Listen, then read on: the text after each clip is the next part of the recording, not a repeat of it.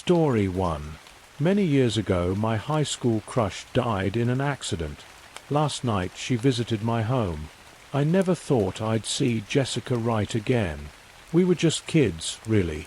High school seniors wrapped up in the small dramas of our tiny town. Jessica was the girl everyone noticed, with her bright eyes and infectious laugh. I was the boy in the back of the class, quietly sketching her from a distance, too shy to ever make a move. Our paths crossed occasionally, but we were never more than casual acquaintances. Then, the accident happened. It was a rainy night, the kind that turns the roads into slick death traps. Jessica's car skidded off the highway and wrapped around a tree. She was gone before the paramedics even arrived. The town mourned, her parents were devastated, and for weeks I couldn't get her face out of my mind. I felt an unbearable guilt, a sense of loss that I couldn't explain. I didn't know her well, but somehow her death carved a hole in my life. Years passed.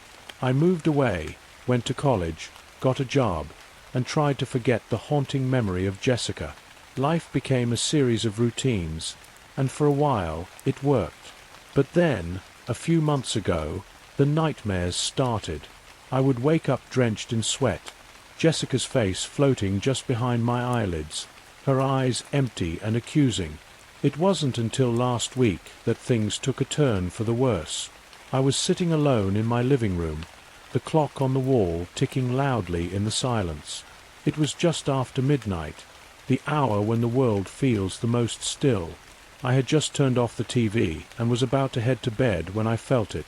The unmistakable sensation of being watched. My skin prickled, and I turned slowly, my eyes scanning the room. At first, I saw nothing, just the familiar contours of my furniture, the soft glow of the streetlight filtering through the curtains. But then, in the corner of the room, something shifted. My heart stopped. There she was, Jessica Wright, sitting in the old armchair by the window. Her skin was pale, almost translucent, and her eyes were black pits, void of any life. She was dressed in the same clothes she wore the day she died, soaked and torn. I blinked, hoping she would vanish, but she remained, staring at me with those empty eyes. I couldn't move, couldn't breathe. My mind raced, trying to rationalize what I was seeing. Maybe it was a trick of the light, a figment of my overactive imagination. But deep down, I knew it was her. I wanted to scream, to run, but my body refused to obey. All I could do was sit there, paralyzed with fear, as she continued to stare. Finally, after what felt like an eternity, she stood up. Her movements were slow and jerky, like a puppet on strings. She took a step towards me, and I could hear the squelch of her wet shoes on the carpet. I bolted upright and stumbled backwards, nearly tripping over the coffee table. She stopped, her head tilting to the side, as if confused by my reaction. Then she took another step, and another. She was coming for me. In a blind panic, I fled to my bedroom, slamming the door behind me. My hands shook as I locked it, the metallic click echoing in the silence. I pressed my ear to the door, listening. Nothing. No footsteps, no movement, just silence. I spent the rest of the night huddled on my bed, every creak and groan of the house sending chills down my spine. When the first light of dawn finally crept through the window, I dared to open the door. The living room was empty, the armchair vacant. It was as if she had never been there. But I knew better. The next night, she came again. And the night after that. Always at the same time, always sitting in that same chair, staring at me with those hollow eyes. I stopped sleeping, stopped eating. My life became a blur of fear and exhaustion. I couldn't escape her, couldn't understand why she was haunting me. Desperate for answers, I reached out to an old friend from high school, Sarah, who had been close to Jessica. She was skeptical at first, but when I described the apparition in detail, her voice trembled. She admitted that she, too, had been having nightmares about Jessica, dreams so vivid they felt real. We decided to meet and try to figure out what was happening. Sarah suggested we visit Jessica's grave, thinking it might bring us some closure. That evening, we drove to the old cemetery on the outskirts of town. The air was heavy with the scent of damp earth and decaying leaves. As we approached Jessica's grave, a chill settled over us. The headstone was simple, adorned with fresh flowers. We stood in silence for a while, lost in our thoughts. Then Sarah spoke up, her voice barely above a whisper. "I never told anyone this, but the night Jessica died, we had a huge fight. I said some terrible things I can never take back. I think she's trying to tell us something, to make us understand." I nodded, feeling a sense of dread wash over me. I realized that I, too, had unresolved feelings, regret for never telling Jessica how I felt, for never getting to know her better. Maybe that's why she was haunting me, why she couldn't move on. We decided to hold a small ceremony, a way to say goodbye and ask for her forgiveness.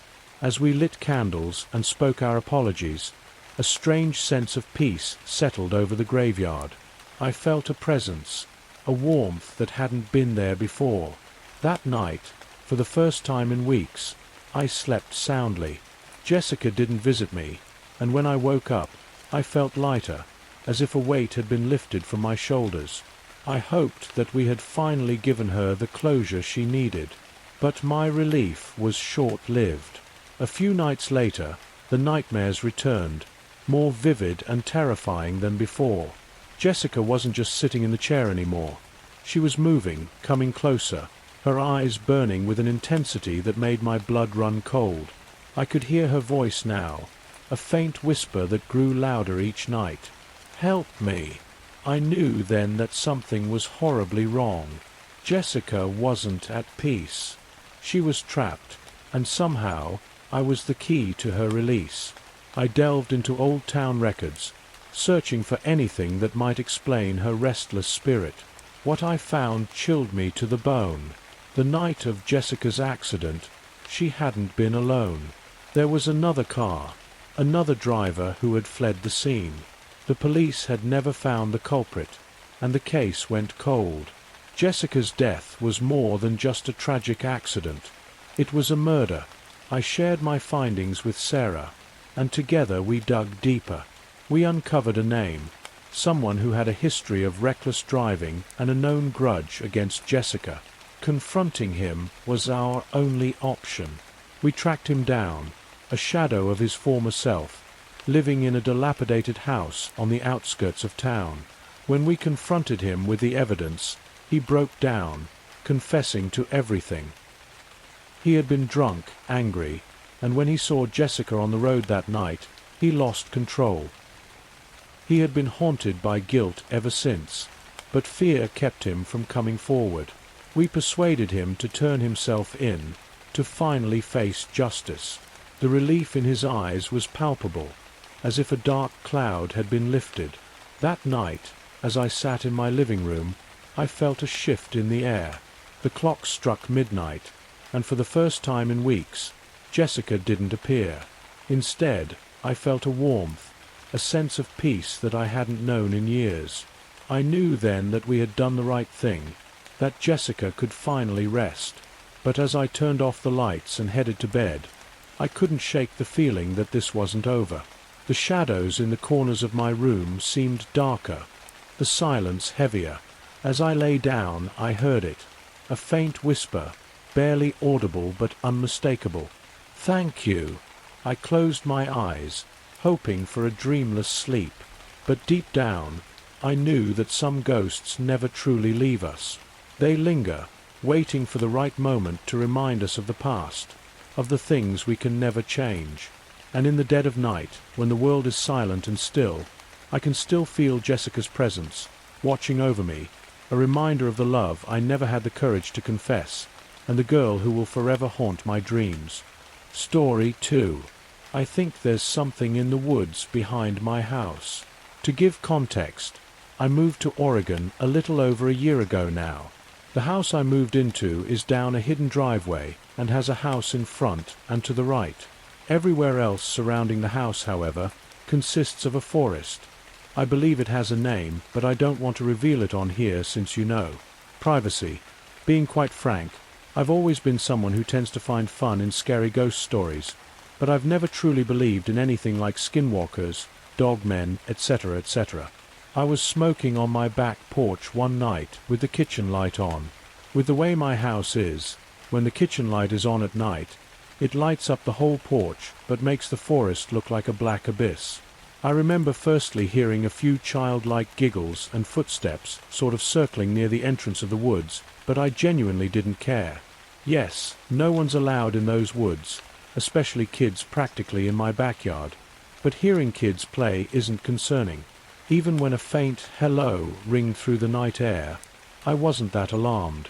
I began hearing, "Hey you, help me," over and over, which slightly scared me. Since I assumed the voice was coming from a young girl as it sounded, I ducked down behind my porch furniture, not wanting a child to see me smoking. Right then I heard the voice shout, "You, duck down, help me." I vividly remember instantly putting my cig out on my hands and grabbing my dog, running for the back door. Heavy steps sounded behind me, and once I got in my house and began locking the door, I heard the footsteps begin to climb the stairs to my porch. I was super freaked out about it, but once I started playing video games with my friend, my mind wasn't really on it. In the middle of me laughing, I just remember loud bangs coming from my window, that is right next to me and has no blinds, and I spent the rest of that night hugging my legs in a corner just staring at the dark window. After that, there was knocking on my window on the second floor, once every few days, and I learned to ignore it. I also began hearing heavy footsteps walk around my yard often. Around this time, I began being open with my stepsister about this stuff, and she mentioned one night when she went downstairs to get water, she heard loud steps walking around our wooden porch. So basically a lot of footsteps up to this point. Around 2 weeks ago I was outside, and I saw a TLL white figure just standing in the woods. I didn't feel scared though, if that means anything. I didn't feel in danger, but I was kind of creeped, especially Allie, since the bee figure slowly stepped behind a tree after I spotted it. That same week, my sister came to visit with her roommates, and one night I was standing outside with them smoking and chatting. I don't know why, but 2 of them went inside, leaving my sister, one of her roommates, and I. I went inside quickly to do something, and I heard my sister calling for me from the porch, so I came out. All she said was she heard something in the trees and wanted me out there for comfort. I remember looking past her to the trees as she and her friend continued talking, and I saw a black figure. I began to hear a woman faintly crying, and I just said, "Run," to my sister, and all 3 of us tumbled inside screaming. When we got inside, we landed in the floor near my sister's makeshift bed in my living room, and we heard her friends laughing about something. My sister was super freaked when I said I heard someone crying, but I told her that maybe we heard her friends laughing. I didn't tell her or anybody as a matter of fact about the figure at that time, because she's always been a more anxious person who hates stuff like horror movies, and I didn't want her to lose sleep since she had a plane ride in the morning. Finally, yesterday I was outside again smoking when my dog began sitting next to me and panting. My dog is a small corgi who usually acts very brave and aggressive, and I've never seen him shake that much other than the time he accidentally ingested THC. So, me thinking he ingested THC again, I started to frantically search his mouth and around him for anything, but he began climbing into my back and standing on my shoulders as if the floor was lava. Another thing about my dog is he hates being on somebody or showing a lot of physical affection, so I knew something was wrong. I picked him up and put him on the grass in front of the forest line, and he stared straight at the forest before running to the back door and clawing it like his life depended on it. I let him in, and he immediately ran to the corner of my living room, but I just went back out and sat where I was previously, my back to the forest, sitting on the mossy stone bench in my garden. I heard footsteps circling, but didn't think much of it until I began bearing the lowest growling sound I have ever heard in my life. I slowly turn my head, and I just see the bush violently shaking while the growling gets more intense. I literally felt the vibrations in the bench I was on. I didn't even put my cig out. I just ran inside and didn't sleep at all that night. This morning I FaceTimed my sister and told her all of this. And she said when I told her to run and she looked into the trees before taking off, she saw a black figure. She said she just didn't think it was real since I didn't seem to see it. Story 3. Someone tried to save me 158 times. When tragedy strikes, it unfolds in the most unexpected ways. There are no ominous narrations or suspenseful melodies. No hints that the ordinary will suddenly transform into an extraordinary event. In an instant, a cataclysm can reveal its devastating maw, leaving chaos and despair for those left to witness. The air was chilly in November, and amidst the anticipation of a 4-day Thanksgiving weekend, the impending doom of finals loomed, clouding our excitement. That morning, I was in my science class, doing my best on the final exam. Too quickly, in the blink of an eye, everything changed. The events that followed were both awe-inspiring and terror-inducing. As I recall, we were finalizing the evidence for our report when my ears popped as if I had rolled down the window of a speeding car. A jarring rumble shook the classroom, accompanied by a deafening blast that robbed me of breath. The fire alarm wailed as water rained down, drenching us. I sprang up from my desk with an odd adrenal focus. We hastily made our way toward the aisle, abandoning our finals.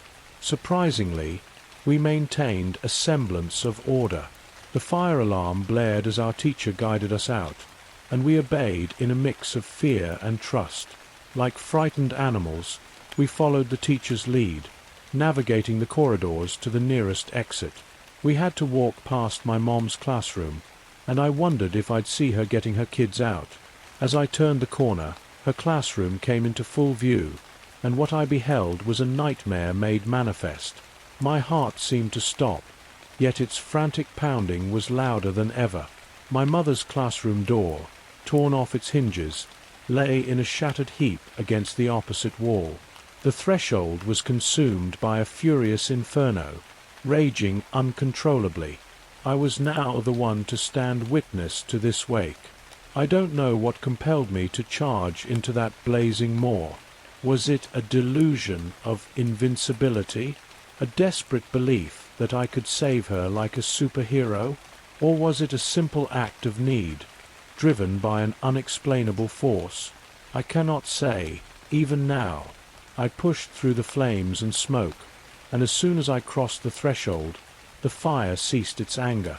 Descending the staircase with the grace of a stumbling infant, I hardly registered the loss of footing halfway down.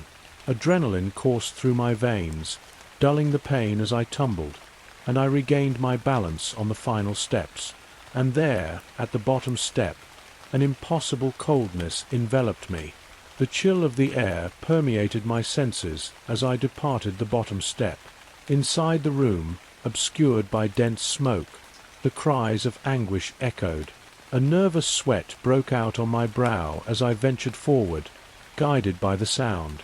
The acrid stench of burning flesh and hair assaulted my senses, threatening to overpower me.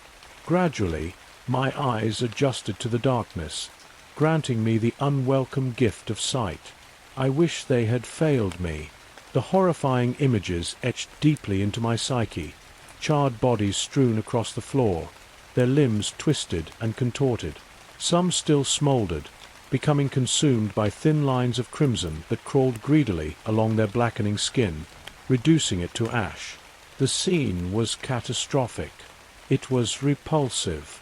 A nauseating sensation crept up from within, that familiar prelude to vomiting. I fought to suppress it, driven by an instinct to reach the crying emanating from an overturned desk in the far corner of the room. That must be my mom. She's still alive, I thought naively. My path was obstructed by the lifeless forms of classmates. Deep down, my gut warned me to leave, but I ignored it. Almost reaching the desk, my attention was drawn to yet another body lying in my path. This one was slightly larger than the others. It took only a moment to realize the unthinkable. This was my mother. Her right side was gruesomely absent, her eyes clouded with milky white, and her jaw hung slack. She had lost an arm and a leg. Dead. My mother lay lifeless at my feet. The sound of sobbing erupted again, originating from behind the desk. No discernible words, just heartbroken sobs. Setting aside my grief for the moment, aided by shock, I left my mother's side to reach this person. The true magnitude of the disaster had not yet fully sunk in, the realization that no one could have survived. The crying grew louder as I approached, echoing not only in my ears but in my thoughts. It drowned out the clamor of the alarms.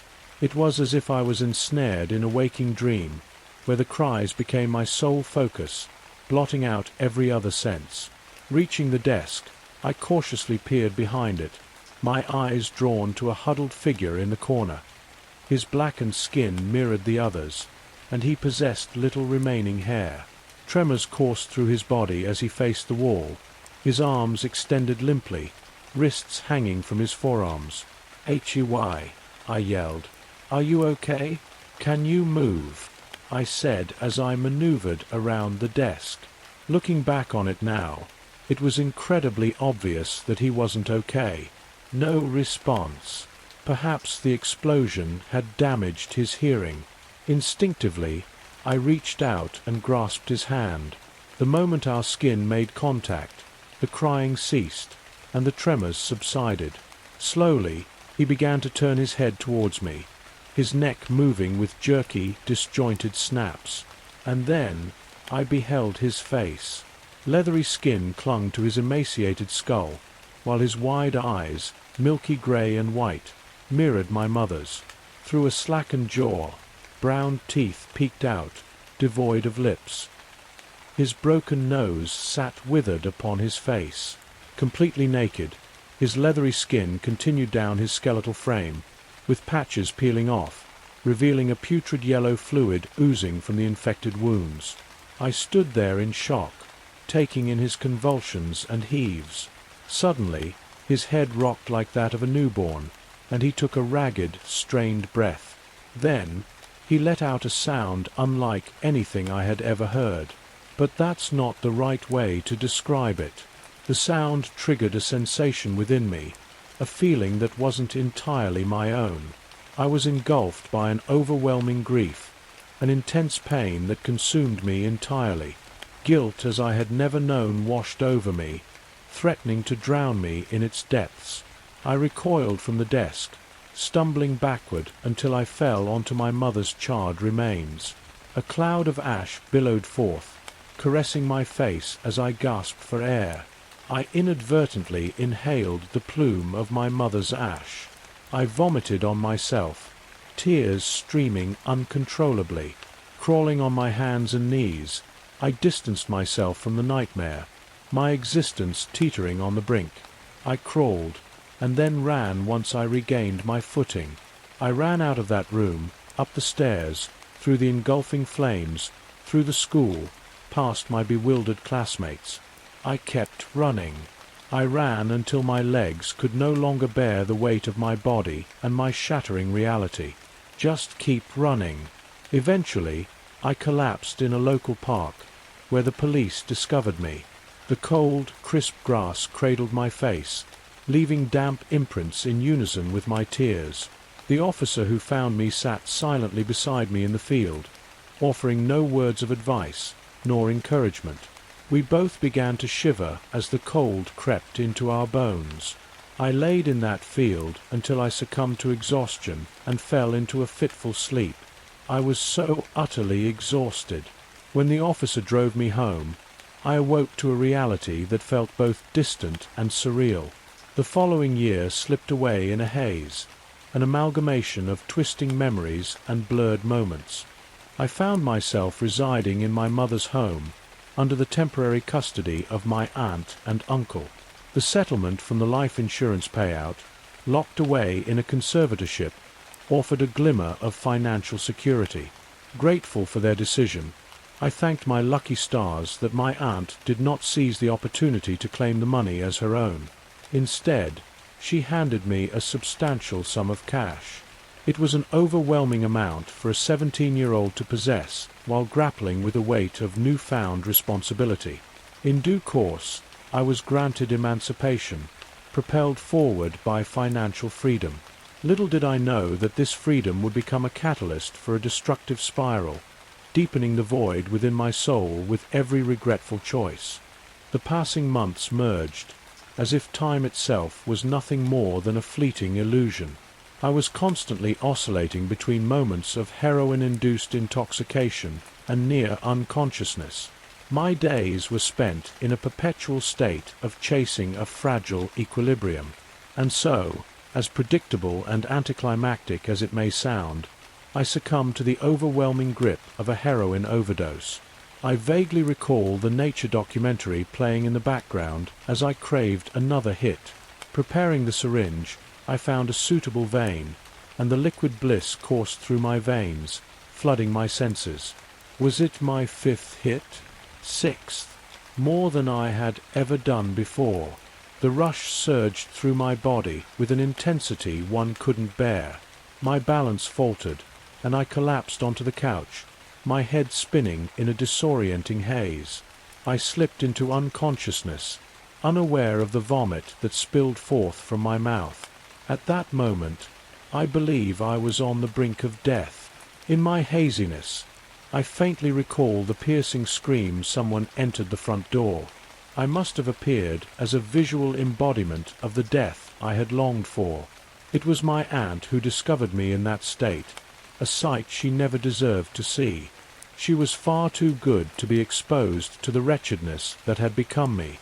Rehabilitation became an inevitable path I had to tread. My therapist posited that the horrors I witnessed in my mother's classroom were projections of my mind, personifications of the hellish experiences I endured. In the ensuing months, I grappled with a profound sense of worthlessness, despite the earnest efforts of those around me. Weeks continued to bleed into months, and progress toward emotional and mental recovery became a slow, agonizing burn. No matter the tools and coping mechanisms I acquired, no matter the mental acrobatics I performed, I found myself sinking deeper into the abyss.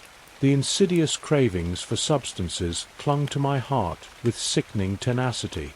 By the end of that year, I retreated into seclusion, abandoning my education and embracing a life of isolation. Depression became my constant companion, blurring the days into an indistinguishable haze.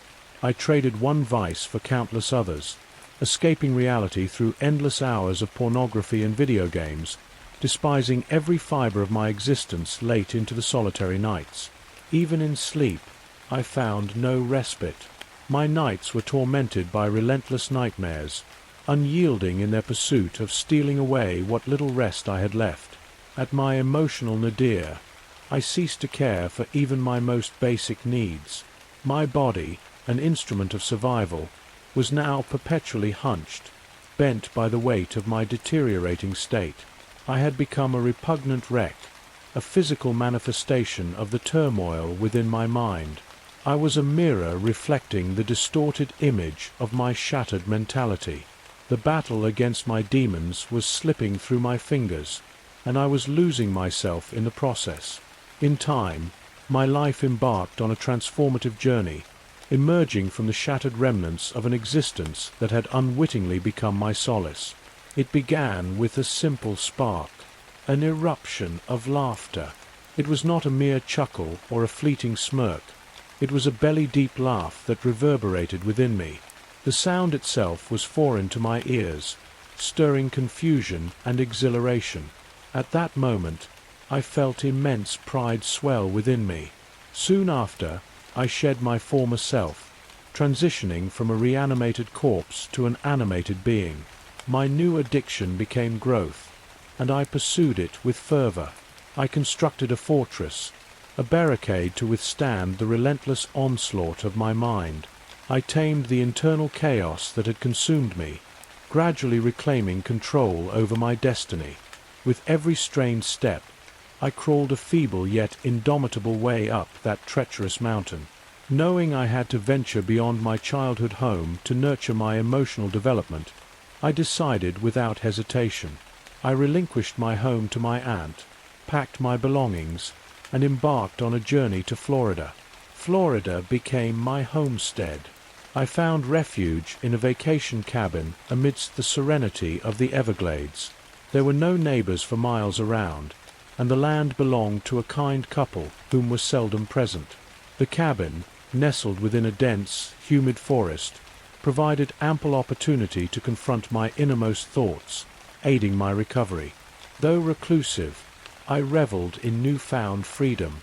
The forest around me was a testament to nature's magnificence. It thrived with beauty, teeming with life and vibrant hues. Birds sang, insects hummed, and the sun set gracefully.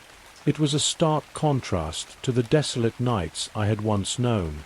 Occasionally, I would venture to an ocean-fed creek a stone's throw away, indulging in peaceful fishing. With each passing day, I slowly fortified my resolve, gathering the shattered pieces of my courage. The journey ahead remained daunting, but still, a glimmer of hope illuminated the path ahead. I clung to the belief that someday, somehow, I would break free from the clutches of this fear. It was precisely what I had yearned for. My life had become my own again. Though the memories of that night still carried pain, they had become more bearable. I was on the verge of uttering those elusive words, "I am happy," until the nightly lamentations found me, the anguished cries piercing the silence, a relentless reminder of the entity that haunted me. Sleep became an elusive luxury, for as darkness descended, the wails shattered any chance of rest. Daylight offered a brief respite.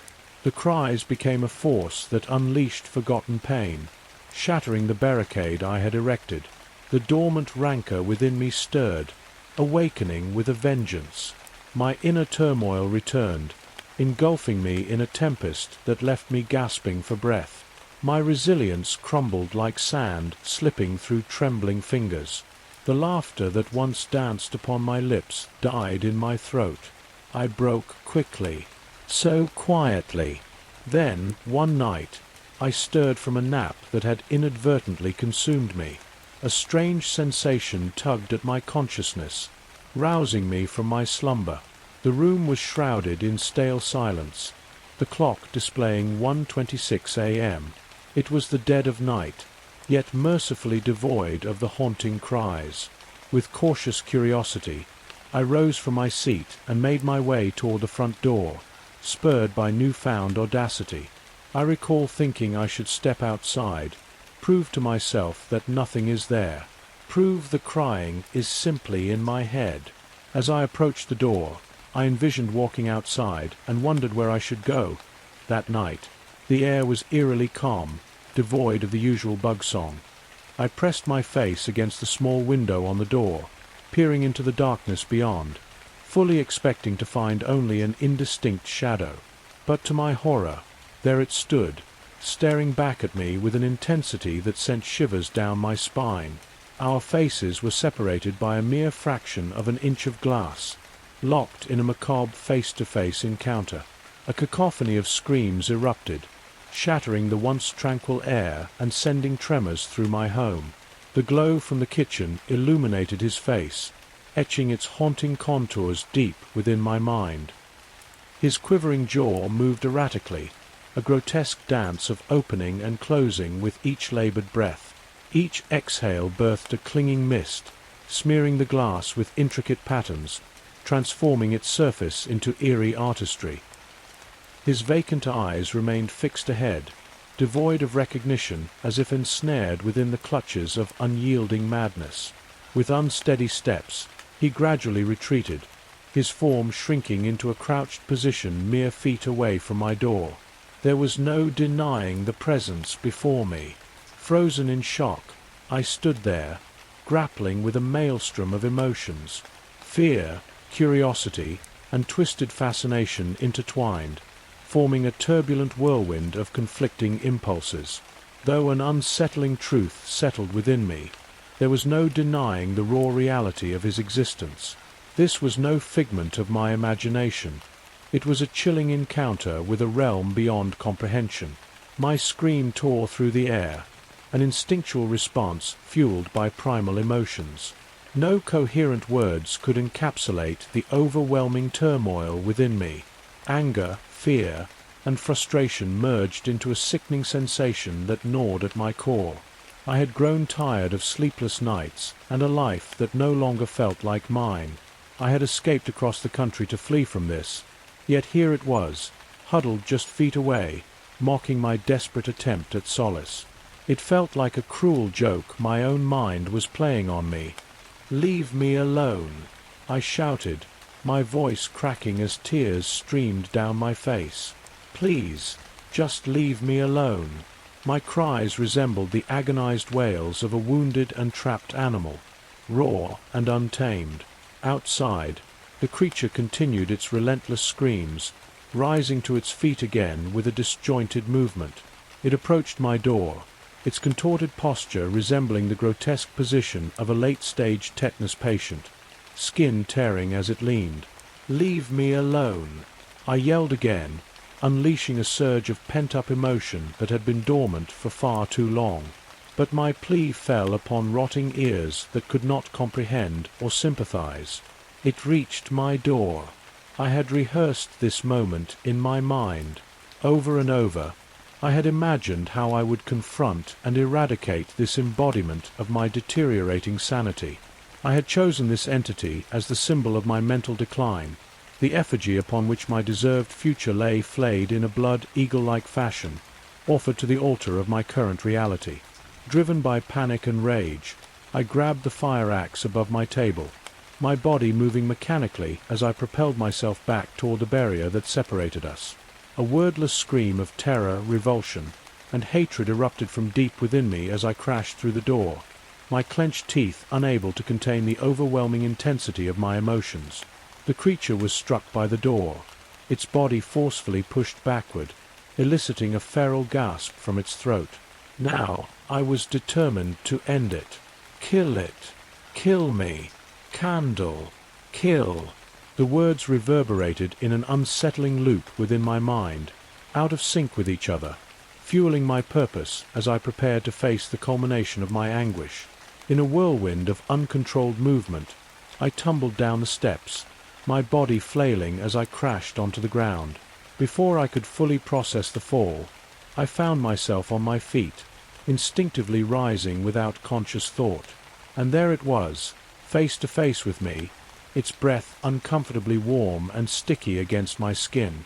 The putrid stench of decay invaded my nostrils, causing me to recoil in demoralized repulsion. I felt my courage waver, and my resolve crumble. I realized I was not strong enough, not capable of facing this. I backpedaled until I was pressed against the wall of my house. Then it screamed, convulsed, and trembled before me, its milky eyes fixed on an unseen horizon, its hands stretched out, reaching for something beyond my comprehension. With that scream, a surge of courage and rage flooded my being. It was the same as it had been all those years ago in the school, an overwhelming flood of emotions that were not truly mine to feel.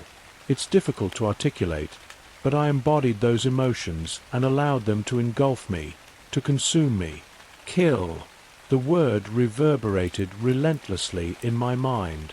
Springing forward with a wild scream, I swung the axe with all my might, the blade sinking deep into its side. The sensation of bone deflecting the force of my strike is etched into my memory, never to be forgotten. Blood and other fluids sprayed from the wound as it took a few faltering steps to the side, pushed by the momentum of my assault. The creature ceased its cries, its tremors, its breath. Time stood still, and it finally turned to look at me. Fear held me captive under its gaze. We stared at each other, locked in a moment that felt like an eternity. Foul breath washed over me once more, seeping into my senses. Beyond that, nothing happened. We simply stood there locked in a silent exchange. I willed my frozen bones to thaw, my mind transitioning from terror and frenzied rage to something else. It wasn't pride, but rather a different, indescribable emotion. Yet, it carried a sense of triumph, I believe. Unbeknownst to me, it had reached out and gently grasped my arm, its touch going unnoticed until it began to speak. "I never meant to scare you," he rasped, his voice torn and ragged, struggling to emerge between shallow breaths. "I'm sorry. This has to happen to you," it uttered, its words filled with agony and desperation.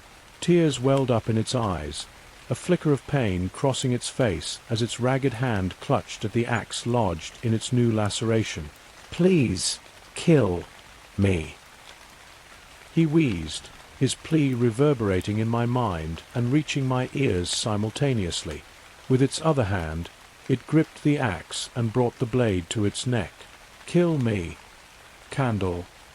Kill. Now." The final word echoed like an explosion within my head as its hand pressed against my face. Everything plunged into total darkness for a fragmented moment as I swung the axe. Suddenly, I felt myself hurtling through space, a void engulfing me. The air grew cold, and the wind whipped past, intensifying the disorienting descent. I screamed in a frenzy of confusion and terror, my voice lost in the abyss. Downward I plummeted, faster and faster, the nauseating sensation overwhelming me. Did I die? Is this death? I'm dead. Thoughts of my imminent demise gripped my courage, but I resisted, unwilling to accept my fate just yet. In the distance, far below, a growing light pierced through the darkness. Fresh tears streamed down my face, blurring my vision and making it difficult to gauge the proximity of the light, and how much time remained before I would be halted by the unforgiving ground. But it was rapidly approaching. I squeezed my eyes shut, unleashing a scream that echoed through the void. In the face of imminent death, I summoned every ounce of defiance within me. "I want to live." The words echoed in my mind, a fervent plea repeating like a mantra. I curled into a protective ball, bracing myself for the impending impact that would mark my brutal end. Seconds stretched into eternity as I awaited the inevitable. Then, with a soft and gentle thud, I collided with the ground, the impact akin to falling off a couch. A feeble whimper escaped me, carrying away the remnants of my shattered pride. Slowly, I uncoiled my limbs and remained still, a mix of confusion and exhaustion paralyzing me. Was this death? Or had I somehow managed to survive? At the very least, I was conscious. I reached out with my hands, feeling the texture of the hardwood floor beneath me. I attempted to open my eyes, but darkness engulfed everything, rendering me blind to my surroundings. Rolling onto my back, I extended my arms as far as they would go, searching for walls that eluded my touch, instead only finding a formless nothingness. A new fear emerged as a creeping suspicion arose. Did I even have a face? With trepidation, I brought my unseen hands towards my face, and a sharp sting shocked me as my dirty, sweaty fingers met my open eyes. It burned, and a faint chuckle escaped my lips, mingling with tears that continued to cascade down my face. I released a weak, triumphant sigh, throwing my arm in the air, and darkness claimed me once more, my consciousness slipping away. When I awoke, I found myself in an unfamiliar hallway, illuminated by ethereal torchlight. Glancing around from my position on the floor, I took in the details of my surroundings. The hallway stretched endlessly in both directions, its warped and aged dark wood floors covered in a thick layer of dust. On each side of me, 2 doors stood, adorned with handles clad in aged bronze. The peeling, curling white paint of doors cast small shadows that danced in the flickering flames. Ornate red and gold walls framed the hall, extending into the distance without interruption. The air hung still, thin, and cold. I pushed myself upright, drawing a reflexive breath just to find that my lungs refused to cooperate. I couldn't draw in the air, an unsettling revelation that further shook my fragile state. Yet, amidst the disquietude, an unexpected acceptance settled upon me. Maybe I truly am dead, I mused while massaging the space between my eyes, and perhaps this is limbo or some other place beyond the realm of the living. Standing before the doors, I brushed off the accumulated dust as my fingers traced the bronzed knobs. I attempted to turn the knob of the door on my right. It remained resolute, refusing to budge with my attempt. I turned my attention to the door on my left, hoping for a different outcome. Yet, once again, my efforts proved fruitless. The doors remained firmly shut, denying me entry. A sense of resignation settled over me as I contemplated the possibility that I had indeed entered a land of limbo or purgatory, where the deceased wandered aimlessly, seeking answers and respite. If there were lessons to be learned or tasks to be fulfilled, I had yet to discover them. But the absence of purpose, the prospect of eternal nothingness, weighed heavily on my soul. With a deep breath, I made the conscious decision to venture further into the darkness, forsaking the dwindling light behind me. Hours turned into an indeterminate passage of time as I traversed the corridor, my hand trailing along beside me against the cold surface of the wall. Surprisingly, fatigue and hunger eluded me, further reinforcing the notion that I probably died. If this was the extent of my existence, an eternal cycle of aimless wandering, I yearned for something more. The prospect of mere nothingness, devoid of purpose or meaning, felt like a reality abandoned by the gods long ago. Determination and desperation mingled within me, urging me to maintain my pace and to keep moving forward despite the uncertainty. And then, a sudden burst of light ruptured the darkness behind me, catching me off guard. The icy tendrils of fear gripped my chest, causing me to flail and stumble, my yelp swallowed by the darkness. With a surprising display of grace, I flopped heavily on my stomach. I clambered to my feet and swiftly turned around, propelled by a sense of desperate longing. I hurtled toward the newfound light, driven by an unspoken fear that it would fade if I didn't reach it in time. Desperation fueled my actions as I lunged for the handle of the nearest door, seeking the anchor to halt my momentum. The handle remained steadfast, unyielding, as it abruptly halted my chaotic trajectory. I clutched the doorknob with both hands, pouring every ounce of strength into my attempt to pry it open. I threw my weight against the door, pulled, hit, kicked, and pleaded desperately. But the door remained unafflicted. Exhausted and defeated, I crumpled against the door, collapsing to my knees. I buried my face in my folded arms. The tears flowed freely once again as a sense of hopelessness enveloped me. What was the point? There was nowhere to go, no escape from this damned place. I was trapped, imprisoned within my own personal purgatory. This was my punishment. Reality began to fracture, my veil of ignorance slowly lifting. Could I truly be dead? The realization dawned upon me, shattering the feeble illusion of safety and acceptance. I wasn't okay. I wasn't safe. The weight of my unease bore down upon me, threatening to consume what little resolve remained. In the face of uncertainty, I whispered the truth that echoed within my being. I'm not okay. I rolled onto my side, curling into a tight ball, clutching my legs close to my chest. I surrendered to the oceans that consumed me.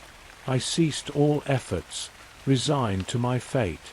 Time lost all meaning as I lay there, motionless, accumulating layers of dust upon my immobile body. Months or perhaps years passed in this frozen state. I remained frozen, a monument to despair and defeat. The weight of my surrender bore down upon me, and I grew stagnant in body and spirit. As time passed, a small voice emerged from the depths of my being, offering tiny shards of defiance. It urged me to continue, questioning why I should give up. The relentless nagging of that voice eroded the staleness of my resolve, and so, with great effort, I gave in to the persistent beckoning within. I began to stir, my brittle bones creaking and cracking in response to the tentative movements. Every inch of my being protested, muscles screaming as I defied the platitudes that had held me captive. The desire for something different, something more, ignited within me. It took time, but I managed to rise to a sitting position. My body clung stubbornly to the remnants of my self-imposed stagnation, resisting my will. But I knew I had to move. Just move. I whispered those two simple words to myself, a mantra in the stillness. With each painful twitch and every tear in my flesh, I pressed forward. The blinding light pierced through the darkness, and I quickly shielded my eyes. The hallway, once shrouded in darkness, was now ablaze with a furious glow of burning candles, illuminating every inch of the endless walls adorned with their white doors. Shielding my eyes from the searing exposure, I recoiled from the scorching heat that began to radiate from the flames. I peered through the gaps in my fingers, and a sight greeted me that filled my heart with renewed hope. There, at the end of the hallway, lay an exit, a definite continuation beyond these confines. A rush of motivation coursed through my veins, igniting a fire within my soul. Leaning against the wall for support, I willed my legs to carry me forward, pushing past the pain with each step. The longing to reach that final door consumed me, drowning out the agony. I moved with a shaky shuffle that evolved into a stiff, determined speed walk. In retrospect, I can only imagine the nightmarish image I presented. But at that moment, all I wanted was to reach the end, to embrace the promise it held. With each passing door, I caught glimpses of their numbered plaques. 37, 39, 41, 43. The numbers ascended. I found myself running soon enough. The blinding light soon seared through my closed eyelids. A new symphony of pain. Perhaps I should have gauged the distance to the end, but in my blind pursuit, I collided with the ending wall with a resounding thud. The impact broke my nose, and I tumbled to the floor, disoriented and wounded. As my body sprawled upon the ground, the once illuminated candles in the hallway extinguished one by one, enveloping the space behind me in impenetrable darkness. Yet, amidst the obscurity, one candle remained defiantly aflame. The candle beside the door labeled number 158. Its flickering glow drew my gaze, anchoring me to the present. Candle, candle. The word reverberated within the recesses of my mind, its significance echoing relentlessly. And then, like a distant echo from the past, a strained and familiar voice permeated my thoughts. "Kill candle," it urged, a haunting reminder of the encounters I had faced. The voice, bearing the same ragged quality that had sent chills down my spine before, emerged from the darkness, piercing the silence with its command. A low, ominous rumble stirred in the distance, a sound foreign and unsettling to my ears. It started as a mere murmur, barely perceptible, but gradually swelled in volume, intensifying with each passing moment. The air itself seemed to thicken and vibrate with distraught energy, a growing force that quelled the surroundings. I felt it from deep inside my being. It was the sound of impending doom, a creeping darkness that threatened to swallow everything in its path. As the rumble resonated through the depths of my being, a profound distress began growing within me. It crawled beneath my skin, coiling around my muscles and sinew with a chilling grip. The sensation of impending nothingness clawed at my very core, filling me with a deep-seated dread. It was a fear unlike any I had ever experienced, a realization that I stood at the precipice of an inevitable and irrevocable end. The weight of this knowledge settled heavily with a visceral stab of anxiety that sent tremors through me. The world around me seemed to hold its breath, as if bracing for the impending collision with an unimaginable force. I stood helplessly transfixed, caught between fight and flight. A deer in headlights. The rumble grew louder, reverberating with a resonance that shook very fabric of reality, and it quivered under its weight. With trembling hands, I clutched at the doorknob. My small rattles quickly became me desperately trying to twist it open, but the door knob remained stubbornly locked. The rumble grew louder as the unstoppable force closed in on me. Panic surged within me, causing me to frantically shake the door with wild desperation. But still, it resisted, unyielding to my futile attempts. That feeling grew ever stronger, and I became ever more frantic. I felt as though I fell into the quicksand of insanity. Kill. Candle. The words thundered in my mind, echoing over the impending roar that threatened to consume me. It was a command, a directive to extinguish the flame. In a moment of clarity amidst the chaos, I realized what I had to do. I reached out, smothering the candle's flame with my bare hand, and at last, the door swung open. I was violently thrust forward, pulled into the void. The deafening roar receded, replaced by a disorienting rush of motion as I spun and flailed, completely at the mercy of another unseen force. Control slipped from my grasp once more, leaving me to surrender to the unknown as I flipped and spun through the void once again. Abruptly, the tumult ceased, and I found myself standing outside my own house, a surreal tableau frozen in time. There, I witnessed an enigmatic moment, a version of myself suspended mid-swing, the axe poised to strike the creature's neck. It was a fractured moment of the reality I had left behind all that time ago, a moment frozen in space and time. Taking a hesitant step forward, I was abruptly hurled back into my own body, the fragments of my existence reuniting. Time resumed its course, and I felt the weight of the axe as it carried out its intended purpose. The blade connected with a solid, metallic impact, tearing a new rift in the fabric of reality. I was again plunged into a jarring darkness. The whirlwind of confusion was the only thing familiar anymore. The musty scent of familiarity, reminiscent of my high school days, filled the air, punctuating the otherwise suffocating silence. In an instant, my vision returned, but this time with a disorienting rush accompanied by dizzying vertigo. I found myself standing in the classroom where my mother used to teach, a place I hadn't set foot in for years. Confusion clouded my thoughts as I turned my gaze to the left, and there she was, my mother, staring at me in disbelief. A collective gasp rose from the students, their eyes fixed upon me with fear and horror. The weight of their stares pressed upon me, making me acutely aware of the unusual circumstances I found myself in. I glanced at my feet in habitual embarrassment, and there I noticed the axe embedded in the gas line, emitting an ominous hiss that sliced through the thick silence. My eyes darted back to my mother, and on her desk, illuminated by a solitary burning candle, my gaze fixated. The word echoed relentlessly in my mind, its significance growing with each repetition. Candle. The candle. The candle. In a reflexive surge of urgency, I released my grip on the axe, discarding any semblance of thought, and propelled myself toward the desk. But my efforts were in vain, for as my fingers reached out, a catastrophic chain of events unfurled before me. In an instant, the classroom erupted in a fierce eruption, an inferno that devoured everything in its path. The sheer force of the explosion shook the very foundation of reality, hurling me against a wall, my body crumpling behind a nearby desk.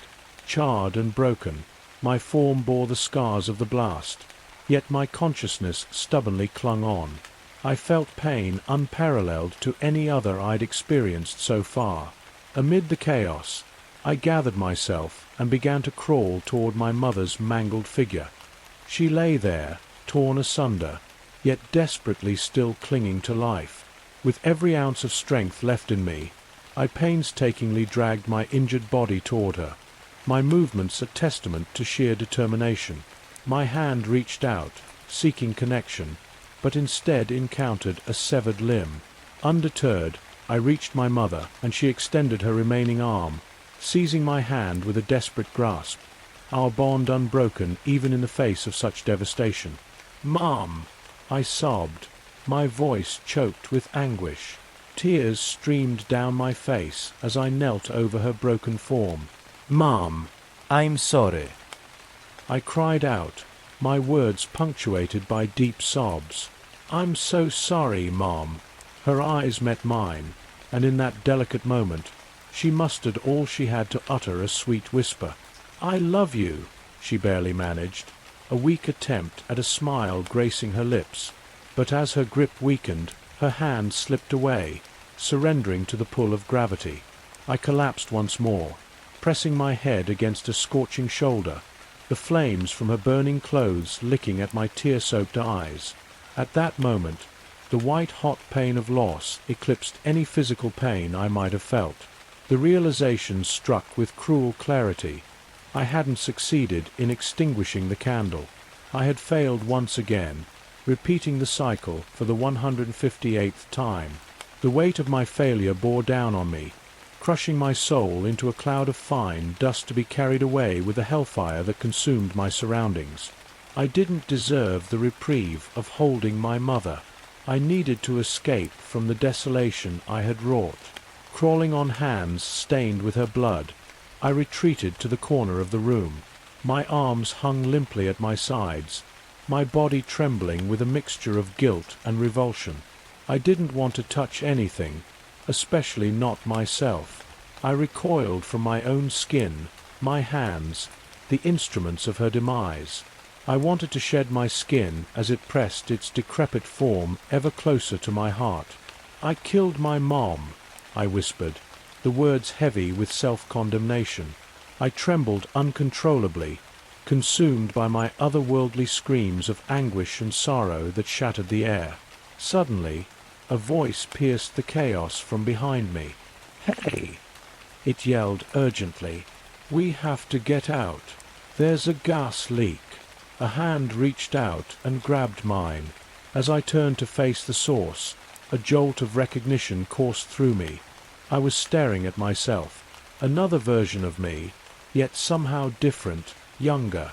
At that moment, I realized with terror that I had become the embodiment of the nightmare. I screamed a primal cry of disgust and horror, forcing the other me to retreat in a frightened flurry.